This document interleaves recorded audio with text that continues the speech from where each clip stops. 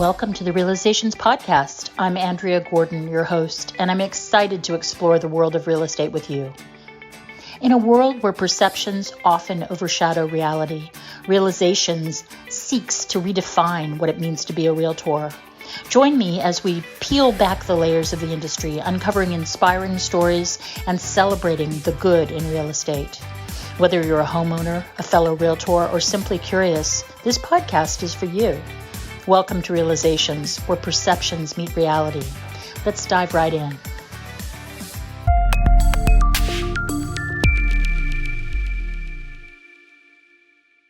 Welcome, everyone, to the Realizations Podcast. I'm your host, Andrea Gordon, and today I am excited to have Rick Albert here from Los Angeles. Welcome, Rick. Thank you. Thank you for having me. I appreciate it. Of course, and I'm excited to have you on the show because you do something very interesting that I wanted to sort of have the audience understand. They've never heard about this before. Just to talk to you a little bit about the podcast and my viewers. Realizations was a podcast that was formed after the NAR DOJ lawsuits. I got really, really, really angry because I felt like our profession was being denigrated, that people didn't understand what we do, that no one valued what we do, that they thought we were like Vanna White just going like this and selling a house.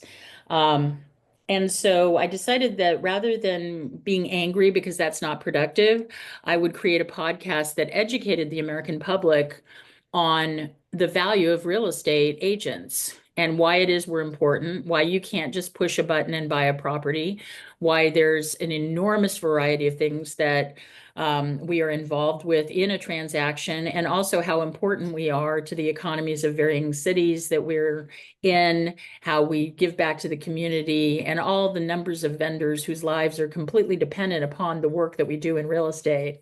So that's the reason for the show. Um, Tell me a little bit about you and your background and how you got into real estate. I started everything in 2010. Met with a good friend of mine's father who had a big mortgage background. He had co-founded one of the largest mortgage companies in the country at the time, and then Mhm. sold it and did all that. And he was actually looking for help on the development side. So my first job out of college was buying foreclosures at the courthouse steps. Wow. Yeah, it was wild. You know, you're 22 and they're like, here's like $300,000 in cashier's checks. Let's go bid on property. I'm like, okay. Uh, Yeah. so then I kind of transitioned to like the project management because we're flipping the homes, building. Then we started, new development. And then we realized, to your point, real estate agents are extremely valuable. But they come from very good, and there's the ones that are very bad. And we realized, like, look, we can do really well. We have all this background that we can provide for clients. And that's how we started forming the company that I work with now, which is Lamerica Real I want Estate. you to say that again because my dog's going apeshit in the background. I don't know if it's on Oh, camera. no worries. Um, Yeah. Oh, thank you, honey. You're very kind. All right. So take that back to when you realized that the real estate agents came in very good and very bad and say everything you just said past that. sure. Great. So on the development side, we'd work with a variety of agents, right? Different neighborhoods, things like that. And we realized there are some agents that are very good, and then there are some that aren't so great. And Right. we realized, like, look, we have so much value that we could provide clients. And that's how kind of this segment formed of our real estate division, which is working with clients on the day-to-day basis. Because, like, look, we've developed throughout Los Angeles. I understand a lot of the different neighborhoods, right? There's 209 neighborhoods in Los Angeles. Wow. Right. And we have the construction background, the investing background. And so that's how we kind of got started. And then I currently am also, we'll call it part-time investor. So I've house hacked two properties here in Los Angeles where you buy a home, rent by the room, rent out another unit. And I also invest out of state. So I do have rentals in three other states. Wow, that's awesome. So house hacking, let's go back to that. That's a catchy term for renting out property. Tell us a little bit more about that. What is it exactly? Yeah. So, for a lot of people, there's a couple of challenges. One is the down payment. right? Not everyone has the 20 to 30% down that you need for an investment property. Right, Um, and the other one is just like your bills are just expensive, right? LA is an expensive market. There's no doubt right, about it. So with house hacking, the idea is you buy a property as owner occupied, right? So right, you could do the FHA loan, right? Three and a right, half percent down. You could do 10%, whatever, right. move in, and then you would rent out another bedroom. So basically like a roommate. Or you could rent out a second unit, right? So if Hmm. you have a duplex, or in my case, on our second house hack, my fiance at the time, God bless her for putting up with me, we did we did the what's called the FHA 203K loan. So it's And three and explain that. Yeah, explain that to everybody a little bit, okay? yeah, it's 3.5% down of the purchase price plus construction cost, and then everything else is financed. Hmm. So. And doesn't it Mhm. also depend on a future value appraisal so that they're willing to loan you up to 80% of the value of the potential of the house? Is that correct? Partially. So yes, it is based on future value, which is Hmm. great. Hmm. It's actually up to, they'll actually even give you a buffer of an extra 10% on Oh, top of what it wow. appraises Okay. for. Wow. And then minus the 3.5% down. Right. Right. Yeah. So in our case, we did a remodel and addition on the main house, and then we converted the garage into an accessory dwelling unit. Hmm. And like most projects, went over budget over time. Yep. So Yep. we had just gotten married, and I said, "Fun fact, we're broke. We're moving into the studio ADU." Oh, Lord. Okay. And rented out the main house. Yeah. And at first, my wife was very hesitant. I said, "Look, it's temporary, and it will allow us to refinance because it's still an owner-occupied property, Right. even Right. though the Right. majority of the bills are being paid for by the tenant in the front." And how did that all work out? Really well. So we lived there for two Are years. you still married? Yes, and we have a kid. And this all happened like we had the kid recently. It wasn't like during quarantine. Right, right, right. Yeah, so that part was fun. Being in Good. quarantine in a 360 square foot place was, yeah, it was wild. But it also gave me unique insight because I have a lot of clients who want to build ADUs or they buy a property with an ADU. And I'm like, look, I lived in one for 2 years. I know Right, what I liked about it and what I didn't like about it. right, And right. then it's just more value we can add. That's awesome. That's Yeah. wonderful. So these properties that you've bought that are out of state, Hmm. did you represent yourself on the purchases, or did you have a realtor in each place? And how are you managing to manage them in a different state? Yeah. So we did use realtors, right? They're boots on the ground. Right. They know the streets, they know the neighborhoods. They're going to Hmm. know what tenants want because what tenants want in one state is going to be very different than LA, Right, right. right? Just like weather, like parking can be Yeah, different. yeah. So we do have realtors in each of the markets that we like, and I interviewed different realtors, um, and some were already set because I do have a business partner for some Hmm. of them, and so like for him, he already had a business set up in like Nashville, for example. We have one Right, rental in Nashville, right. and then we do have property management companies that we work with. One of them, we did enter a new market, and we are attempting to self-manage, kind of backfiring. But we're learning. We're learning. And how is that backfiring out of curiosity? Um, our time is very valuable. So Yes, the issue with property management, it's the issue with property managers, they can't really just charge 10%. That's really not enough money. And right, what most people don't realize is that they also charge to find a tenant. They charge sometimes they actually use an upcharge for maintenance, right, charge to renew. So they advertise, oh yeah, we only charge 8 to 10%, but really they're charging like 15 to 18%. right, right. At which point it becomes very hard to cash flow. Exactly. Hmm. And that's where the challenge is. So for this new market, we're like, well, look, one of the properties we ended up buying two. One of the properties is already fully rented. So it's like, okay, we can self-manage that because we both have property management experience. My business partner, who's actually one of my biggest clients here in LA, he Hmm. self-manages here. I've obviously self-managed. And then one of them was it was a duplex and it was already partially rented out. Right, So it right. was just more of navigating, finding a new tenant, that sort of deal. So there's been a lot of those challenges. And then, of Mhm. course, every market's different. In LA, our vacancy can be like a day. Right. Other markets, it can take longer. So it's just a No, matter of learning absolutely. curves. Absolutely. And in the markets that do you carefully work to go into places that don't have rent control? As I'm curious. Yeah, no, it's a great question because in LA, we are notorious for rent control. Hmm. Um, in the markets I invest in out of state, yes, there is no rent control. That is something I do look at Right. because not that I mean, obviously, as an investor, I'm against it, but Right. if they've done a lot of studies Hmm. on rent control, and Hmm. rents actually go up faster in rent controlled markets. Oh, really? Vacancies tend to be lower in rent controlled markets. Oh, interesting. This is good Yeah. information for me. Yeah, because when someone's in a rent controlled apartment, they're not moving, Right. and that keeps inventory low. Right. Right. And it's getting so complicated that the mom and pop investors don't want anything to do with it. They can't keep up. Right. And Right. that also keeps inventory low because Right. now there's less investment going on. I have Right. clients who have millions of dollars between cash and money they can leverage to buy real estate, and they're choosing not to invest in LA. Yeah, I have the same thing occurs here where I am. I'm in Hmm. Berkeley, and Berkeley and Oakland have absolutely They draconian rent do. control, and every year there's something new that's added to it. Yep. We also have major eviction control here, and we also have very, very limited ability to increase rents.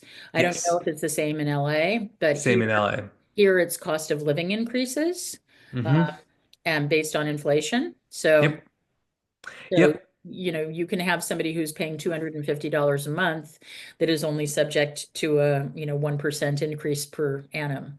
Um, Yep. so And we have the same thing here in LA. And with Berkeley, I'm actually originally from the Bay Area. okay. And so yes, I love Berkeley. I love Zachary's Pizza. Like you can't go wrong. Um, but Berkeley and Oakland, like they have the same issue LA has. There's really no land to build. Right, So like inventory is going to stay low right, for the right. foreseeable future. Right. Although I do see a lot of really terrible buildings that have not been maintenanced because Right. because of rent control, the sellers, and now, by the way, there are regulations in places like San Jose, probably coming to a city near you, where you cannot pass on capital improvements to the tenant. Hmm. What would incentivize a landlord to actually do a major improvement if you cannot pass on the capital improvement to the tenants? You're right. Yeah, I've talked to tenant advocates in the past, Mhm. and they're like, these some of these tenants, the place hasn't been touched in decades. I'm like, you also don't know there's no money. Right. It's $250 just for a plumber to knock on the door. Right. Exactly. Exactly. People don't get that. And also here there's something that in San Francisco has been voted in. It's always on the ballot in Berkeley, but it ends up not going through called TOPA, the Tenant Opportunity to Purchase Act. Do you know about this? No. I'm Oh, assuming they get first right of refusal. they do, but they also get it at 5% below whatever the highest offer you get is. So basically, they put the seller BS. and realtors through a rigmarole to try and sell the property, and then the tenants can buy it for less than the offers that the seller got. That's insane. I mean, there is so much fraud that could happen with that, Yeah, yeah, right? I mean, I could easily submit an offer and do seller financing, but be a really high offer. Because right. I would consider it. Like if a property's worth $1 million, I'd offer 1.1 if the seller's willing to do Mhm. seller financing. Now the tenant just overpaid. Yeah, that's Not possible too. that, Well, you you're know. actually thinking about the tenants. I'm thinking about, collusion between people to get it so that the Mhm. tenants can get the building for less. Uh, Mhm. Yeah, there's that it's too. yeah, it's so stupid. It's mind-boggling. And any roadblock you put in front of people actually being able to function in a capitalist society is actually ultimately not going to benefit you, I don't think. I Um, agree. so in our area, particularly because of all the students that go to UC Berkeley who vote, they always vote every single tenant thing possible Of in. course. And Yeah. so the landlords are put into a very, very awkward position because a lot of the stuff that gets voted in is, first off, unenforceable, and secondly, not in any way beneficial to commerce. Yeah. And since the city is completely dependent upon the transfer taxes, um, it's Right. it's not benefiting anybody. I had an interesting thing happen just this morning, and you might be a good person for me to ask about this. Um, Okay. I had a gentleman call me up who is interested in possibly selling his duplex, which is right near Kaiser. So Okay. it would be a very, very beneficial purchase for a doctor or, somebody who works there. He is making massive bank because his building is rented out to two doctors who are each paying $6,500 a month for their two-bedroom, one-bathroom units. Wow. Okay. So it's bringing in $13,000 a month. And he wanted me to put it on the market for 2.4 million when the comps are all showing 1.7 to 1.8. Okay. Is there any benefit at all in me listing this property? This is a question. Good one. I I went to a conference a few years ago, and there was an agent, happened to be based out of San Jose. And he said, look, as a real estate agent, we are in some ways a venture capitalist Mhm. because every listing we take, we're guaranteed to spend money and time. Exactly. So I don't, right? Unless you think there's a way, what some people have done and they've done very well is leverage one listing to get other listings. Right. So I there would is I that would do I advantage. would do that with a very, very high-end trophy listing that I know is not going to sell probably for what it's listed for, but at the same time, I'm out there advertising every week that I've got a castle on the market. But Right. in terms of this, I couldn't figure out how to make that cash flow even with those incredible rents. Yeah. Am I I, right? I tend to I tend to agree because even then, like if I'm a seller and like I or a potential seller and I see this, I'm like, well, crap, if she can get 2.4 for that, I'd sell. Right. And then they're gonna wait to see if it actually sells. Right. Right. Right. So no, I don't really see how, unless there's like a tear down opportunity and maybe there's value there. No, No I, tear down opportunity. The only opportunity that there is that the attic space is gigantic. hmm And if you could figure out a way to create an external entrance and somehow get it permitted, which I don't think you could, yeah. you get a third unit out of it. But even with those rents, with the interest rates we have right now, it's not going to pencil out for anybody unless they're paying cash. In which case, there's a when people have told me that, oh, there's a cash buyer that might overpay. I'm like, there's a reason why they have $2.4 million in the bank. It is not because they've made poor decisions. Yeah. So I will tell you that my answer to him was that I wouldn't put it on, I wouldn't take the listing Yeah, on at that price, but I wanted to hear your take on it and to yeah, see I whether tend I to was agree. wrong. Um, No, I think you're right. I told him that I thought that I would be comfortable doing it at 1.9 hmm because that's higher than comps show, but at the same hmm time, given those rents, and by the way, the rents are locked in for 5 years on leases. So Damn. So, so nobody's going to be able to live in one of those units, and they're very beautiful. They're really nice. And he was insulted, by the way. So I'm sure it's not coming back my way, but I just thought you'd be a really great person to ask about Look, that. he was going to be insulted if you took the listing and it didn't sell. That's true too. So That's either way, he's not yeah, going to like you, but I yeah. wouldn't take it personal. No, that's very good. And I think this is a good example, by the way, for the listeners, because you have to think about that. You have to think about your cost of doing business. You also have to think about reality, and you have Yeah. to not be a people pleaser in the situation. I was kind of proud of myself turning it down because me about 10 years ago might have taken it, and me Yeah. now knows that that's not the way to go. Yeah. So And anyway, on the investing side, one of the difficult parts is those types of sellers typically are not very motivated to sell right. because it's Right. not vacant. They're like, well, I'm collecting money, so it can sit on the market for as long as I want. Yeah, and then you're shelling out $400 a week, putting it into advertisements here, there, and everywhere. Exactly. Exactly. And then that's time taken away from another income producing client. Yeah, and the one thing that's great about real estate is that there is always another income producing client. Yes. If when you turn down, what do they say about when one door closes, another one opens? That's really Right. the case. So so what are your plans moving into the future? What's your prognostication for the economy for investors? Can you give me a little bit of background on that? Yeah, so I think that with these higher interest rates and higher home prices, kind of across the country, right? So, like, even though Alabama might be more affordable to California, it still might be expensive by their standards. Right. We are seeing that tenants are staying in their properties longer, Mm-hmm. which is actually a good thing. So, like, investors who are like, oh, I want those massive appreciation gains that we Mm-hmm. saw in the past, like, more experienced investors, like, no, no, I don't want that. That's way too risky. I want like steady. Right. Like real estate investing is supposed to be boring. I was told that by one of my mentors. He's like, real estate is long term, it's It's the long game. boring. Yeah. Yeah. So I think there's a lot of opportunity. I think some of the challenges that we're going to see going forward, depending on what state, so I'll throw Texas under the bus here. They have a ton of building. They're leading the country in new Hmm. construction. So if Hmm. you're a mom and pop investor, how are you going to keep up with those? Right.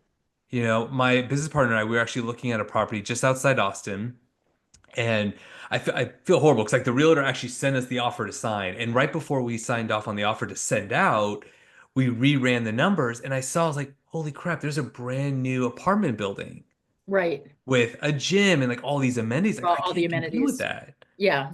as Yeah. like a little fourplex. So Yeah. I think that that's some of the challenges. So in which case, people are going to start getting more creative, Hmm.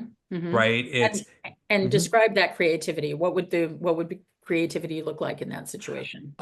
In a situation like Texas, let's say you really wanted to invest in Texas, maybe it is midterm rentals, right? Where you're renting for 1 to 3 months rather than a full year, Hmm. Hmm. right?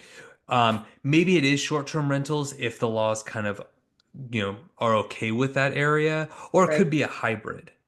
Right. So it's like one long-term tenant just so you have, most of your bills paid and then it's midterm. Got Or it. you pick a neighborhood that's really close to like I mean, I don't always do it, but I like to be close to like a hospital, university, somewhere where there's a big tenant pool Right. rather Right. than be in the middle of nowhere. That's smart. That's super smart. Right? Yeah. Yeah.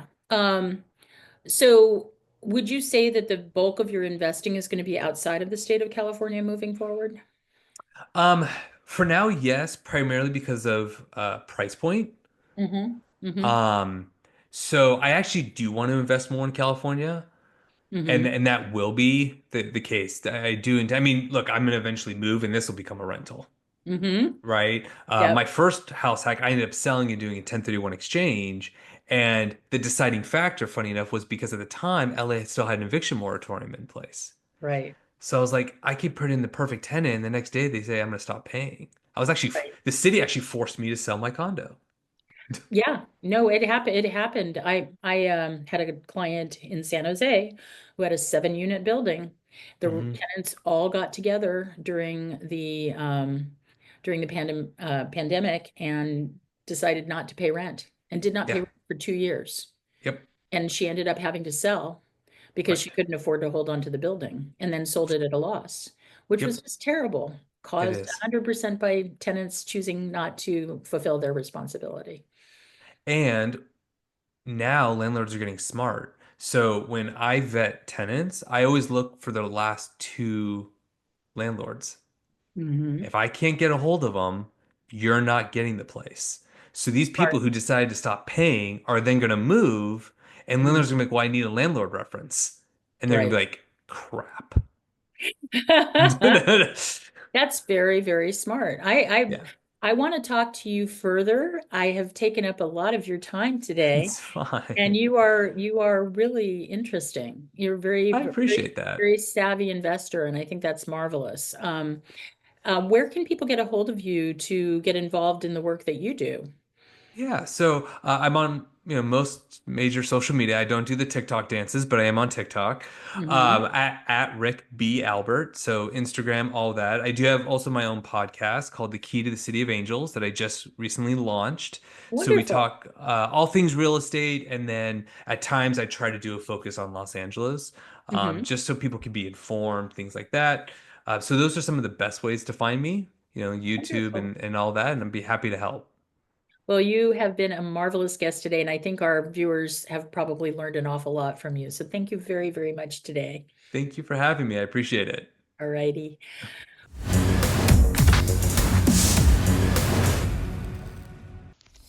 Thank you for joining me on this episode of the Realizations Podcast. I hope our conversation has shed light on the true essence of real estate and the people behind it.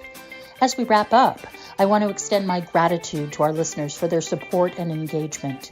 Your feedback drives the heart of this podcast, and I look forward to continuing this journey with you. If you enjoyed today's episode, please consider subscribing to the Realizations Podcast and leaving a review. Your support helps us reach more listeners and spread our message of positivity in the real estate industry. Until next time, remember to keep an open mind, embrace empathy, and always seek the good in every situation. I'm Andrea Gordon signing off from Realizations. See you next time.